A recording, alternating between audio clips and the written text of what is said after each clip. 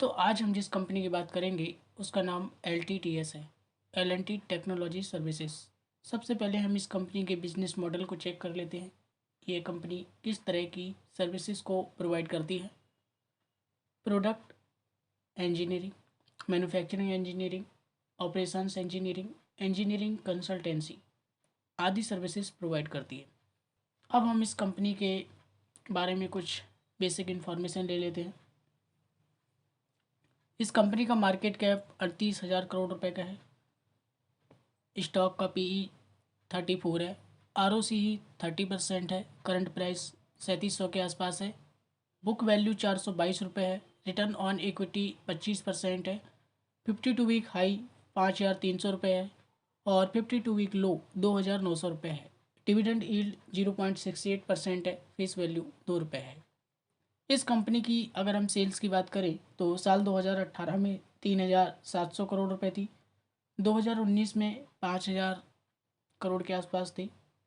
2020 में 5,600 करोड़ रुपए, 2021 में 5,400 करोड़ रुपए और 2022 में लास्ट 1 ईयर की अगर हम बात करें तो 6,500 करोड़ रुपए है। तो कंपनी की सेल्स 2018 में लगभग 3700 करोड़ की थी, जो कि 2022 में बढ़कर लगभग 6,500 करोड़ रुपए की हो गई है। तो सेल्स ग्रो कर रही है ईयर बाई ईयर। उसी तरह अगर हम कंपनी के प्रॉफिट की बात करें, नेट प्रॉफिट की, तो साल 2018 में 506 करोड़ था, 2019 में 768 करोड़ था, 2020 में 822 करोड़ था, 2021 में 666 करोड़ था और 2022 में 960 करोड़ रुपए है। तो कंपनी का नेट प्रॉफिट भी पिछले 5 सालों में 500 करोड़ से बढ़कर लगभग 960 करोड़ पर पहुंच गया है, लगभग डबल हो चुका है ऑलमोस्ट। कंपनी के रिजर्व्स 2018 में लगभग 1,900 करोड़ रुपए के थे, 2019 में 2,400 करोड़ रुपए के थे, 2020 में 2,700 करोड़ के थे, 2021 में 3,400 करोड़ रुपए थे और 2022 में 4,100 करोड़ रुपए के हैं। तो कंपनी के रिजर्व्स भी लगभग डबल से ज़्यादा हो चुके हैं, 1,900 से बढ़कर सीधा 4,000 के आसपास पहुंच चुके हैं। अब हम लाइबिलिटी की बात करें कि कंपनी के पास कितनी देनदारी है, तो लॉन्ग टर्म डेट की बात करते हैं। सबसे पहले 2018 में कोई भी कर्जा नहीं था, जीरो। 2019 में जीरो, 2020 में जीरो, 2021 में जीरो, 2022 में भी जीरो। शॉर्ट टर्म डेट की बात करें तो 2018 में 70 करोड़ का कर्ज था कंपनी के पास, 2019 में भी 70 करोड़ का कर्ज और 2020 में भी इस कंपनी ने 30 करोड़ रुपए का कर्जा लिया था। 2021 में कोई कर्जा नहीं लिया और 2022 में भी कोई कर्जा नहीं लिया। तो पिछले 2 साल की बात करें, चाहे वो लॉन्ग टर्म हो या फिर शॉर्ट टर्म, किसी भी तरह का कर्जा इस कंपनी ने नहीं लिया है। ग्रॉस प्रॉफिट मार्जिन की बात करें तो 2018 में 20% थे, 2019 में 20%, 2020 में 18%, 2021 में 20% और 2022 में 20%। ऑपरेटिंग प्रॉफिट मार्जिन की बात करें तो 2018 में 16%, 2019 में 16%, 2020 में 14%, 2021 में 16%, 2022 में 17%। नेट प्रॉफिट मार्जिन की बात करें तो 2018 में 12% थे, 2019 में 12% थे, 2020 में 10% थे, 2021 में 11% थे, 2022 में 12% थी।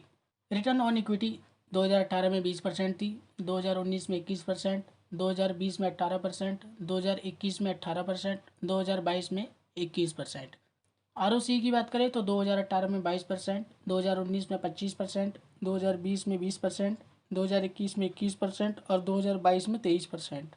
ROA की बात करें, रिटर्न ऑन एसेट की, तो 2018 में 12%, 2019 में 13%, 2020 में 11%, 2021 में 11%, 2022 में 12%।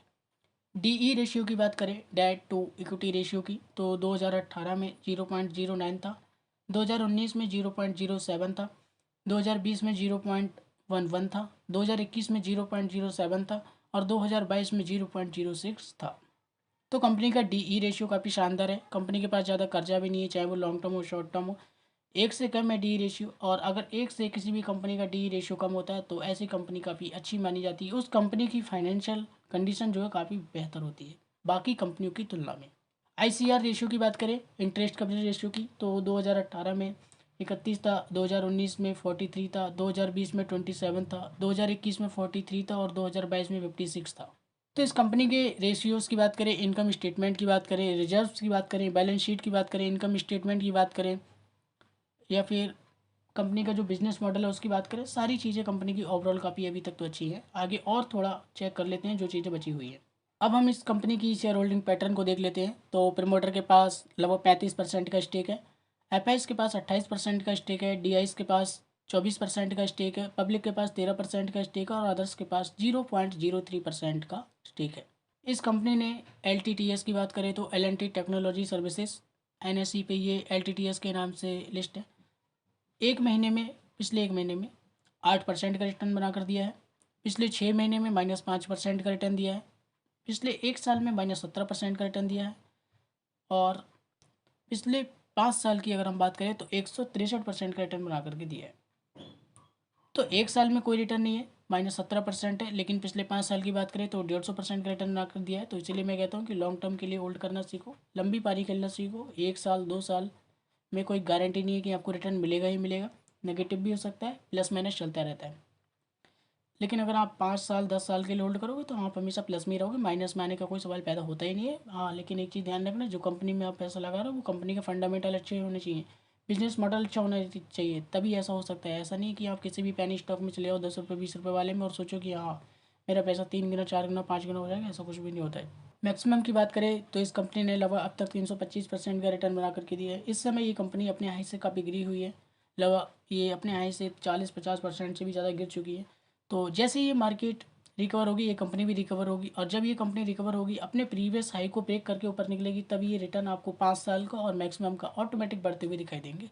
तो चिंता करने की कोई बात नहीं है, आप इस कंपनी के फंडामेंटल्स को चेक करके इस कंपनी में पैसा लगा सकते हैं और लंबी अवधि के लिए पैसा लगाएं, 1 या 2 साल के लिए नहीं, लंबे समय के लिए, कम से कम 5 या कम से कम 10 साल के लिए, तभी आपका पैसा बनेगा। तो ठीक है दोस्तों, आज की वीडियो यहीं पर समाप्त करते हैं। उम्मीद करता हूँ ये वीडियो आपको जरूर पसंद आई होगी। अगर वीडियो पसंद आई हो तो वीडियो को लाइक कमेंट और शेयर जरूर कर दीजिएगा, और चैनल पर अगर आप नए चैनल को फर्स्ट बार विजिट कर रहे हैं तो चैनल को सब्सक्राइब कर दीजिए और बेल आइकन पर क्लिक करके ऑल नोटिफिकेशन को भी सिलेक्ट कर लीजिए।